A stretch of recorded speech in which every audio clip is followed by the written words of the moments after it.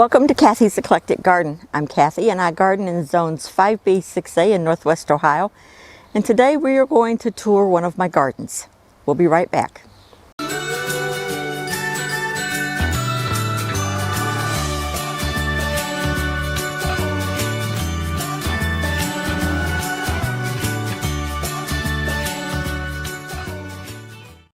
This is my Bumble Bee Retreat.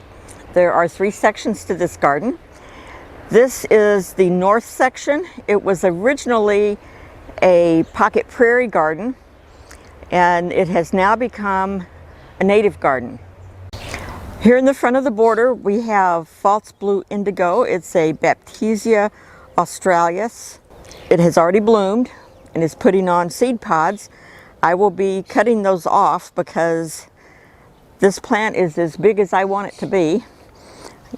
And that's just from one plant.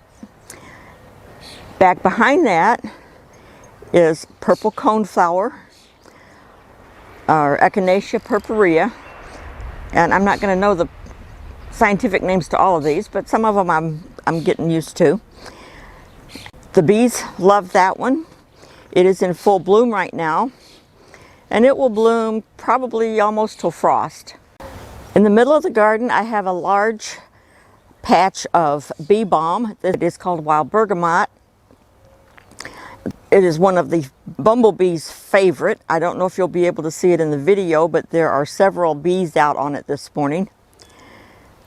So they really like that one. My biggest problem with this plant is powdery mildew, and I see there is some starting on it now, so I'm going to have to be treating that. Nestled in between the bee balm and the coneflowers is a common mountain mint, and that will get little tiny white flowers on it. It's just starting to bloom, so that will be in full bloom here in a week or so. This little plant here at the front of the border is a wild columbine. It is the red columbine that's native to our area, and right beside that is a false nettle, and that hasn't bloomed yet. It will bloom up little tiny purple spiky flower later in the season. And behind that is a foxglove beard tongue, or Penstemon digitalis, and that has already bloomed. It had little white, pinkish white bell flowers on it. It is one of my first bloomers in the spring. This plant I am kind of proud of. I planted it from seed. It's called Royal Catchfly, or Silene regia, and it is rare in Ohio, so it is native. So I'm trying to bring it back in our area. This is a plant that I did a video on last year when I planted it. It's called Culvers Root, and I planted 2 or 3 plants that I had started from seed, and it has given me a whole patch of Culvers Root. So it must like this spot in the garden. This plant here in the front is a Virginia Spiderwort, and it is a nativar from Proven Winners. I didn't realize it was a nativar when I bought it, but it is. And back behind it is our Ohio Spiderwort, which is native, and it planted itself here. I have this plant in the south garden in this area, and I assume that a bird planted this one because I did not plant it here. This is Golden Alexander. It is in the middle garden of the 3 beds, and it blooms in the spring. It has already bloomed and the seed heads are starting to come on.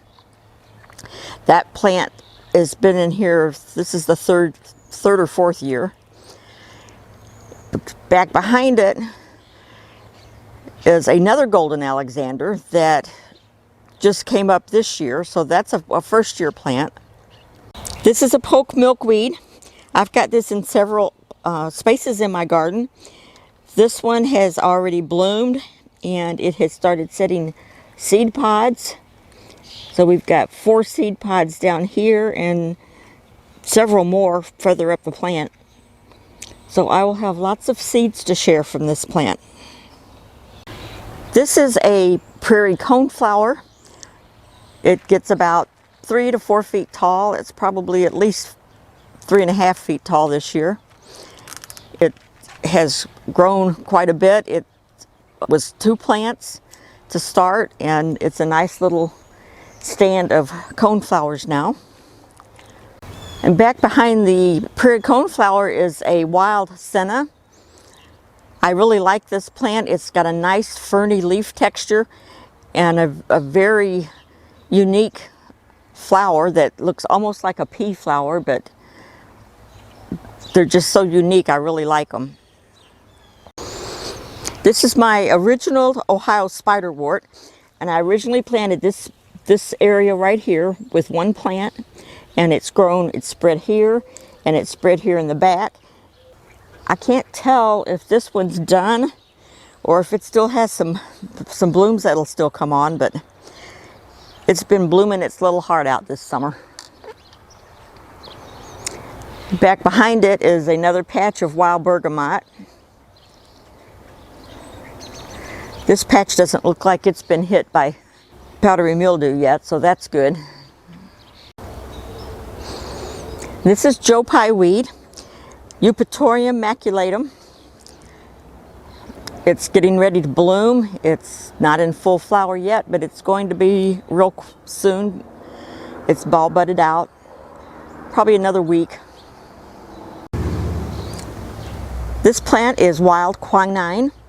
I planted this one 2 years ago. This is the 3rd year for it, and it's looking nice. It's blooming.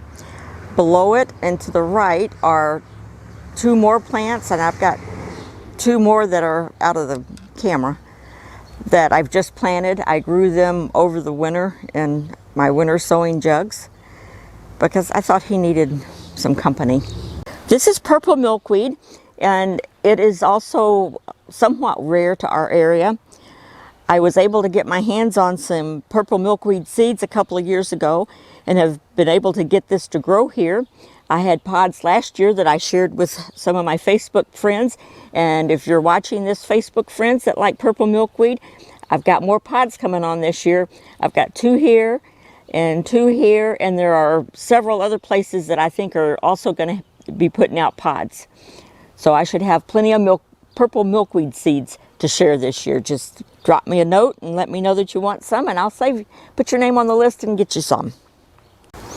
Okay, now we're still in the south garden, and this area here originally was spotted bee balm, and it looked really good for 2 years. We had a real nice stand of it, and last year it got sick and died, and it did not come back this year. So I'm leaving it kind of open for whorled milkweed. This was my original whorled milkweed. Whorled milkweed doesn't get as big as the other milkweeds do, and I thought it had died, and I bought some more and planted it, and I thought it died. And then all of a sudden it started coming up all over this area, and I've got quite a bit of it now, just sprouting up in different spots. So I think I'm just going to leave this kind of open so that the whorled milkweed can kind of fill in. This one back in the back, that's back here, actually looks like it might flower this year. And if it does, that'll be the first time I've had it flower. Thanks for watching. I hope you enjoyed this little garden tour. I do want to apologize for all the weeds in my garden. I've already weeded this area once, and then we got rain and all of the weeds started coming back, and it has been so hot and humid in Northwest Ohio. It's been hard for me to get out. I can handle the heat, but the humidity just really does me in, so I try not to get out too much in the humidity. But anyway, I hope you like this, and we will see you in the next one. Goodbye.